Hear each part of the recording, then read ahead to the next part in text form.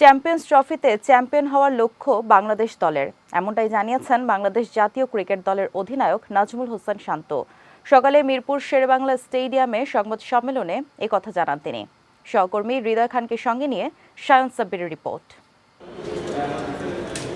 Champions ট্রফির বাংলাদেশি স্কোয়াডে জায়গা হয়নি অভিজ্ঞ অলরাউন্ডার সাকিব আল হাসান ও লিটন দাসের। দল ঘোষণার পর মাসখানেক পার হলেও এতদিন দল নিয়ে কোনো কথা বলেননি অধিনায়ক নাজমুল হোসেন শান্ত। তবে চ্যাম্পিয়ন্স ট্রফির জন্য মিরপুরের শেষ অনুশীলনের আগে বুধবার গণমাধ্যমের মুখোমুখি হন টাইগার এই অধিনায়ক। এ সময় চ্যাম্পিয়ন্স ট্রফিতে চ্যাম্পিয়ন হওয়ার কথা জানিয়ে দলের সবাই চ্যাম্পিয়ন হতে চায় এবং তারা বিশ্বাস করে নিজেদের সামর্থ্য আছে বলেও জানান শান্ত। না, আমার কাছে এরকম কোনো কিছু মনে হয় না। এখানে যে 8টা টিম আছে, 8টা টিমই ডিজার্ভ করে চ্যাম্পিয়ন হওয়ার জন্য এবং এই 8টা কোয়ালিটি টিম, এবং আমি বিশ্বাস করি আমাদের টিমের ওই অ্যাবিলিটি আছে। বাড়তি প্রেশারের কথা আমার মনে হয় না যে কেউ বাড়তি প্রেশার ফিল করবে, কারণ সবাই এটাই চাচ্ছে, সবাই এটাই চায় মনে প্রাণে এবং সবাই এটাই বিশ্বাস করে যে আমাদের ওই অ্যাবিলিটিটা আছে। আমাদের রিজিকে আল্লাহ কী লিখে রেখেছেন আমরা জানি না, বাট আমার কাছে মনে হয় যে আমরা ওইভাবে মেহনত করতেছি, ওই আমাদের অনেস্টির সাথে আমরা কাজ করছি এবং প্রত্যেকটা প্লেয়ার বিশ্বাস করি যে আমরা ওই আমাদের যে লক্ষ্য ওই লক্ষ্যে পৌঁছাতে পারব।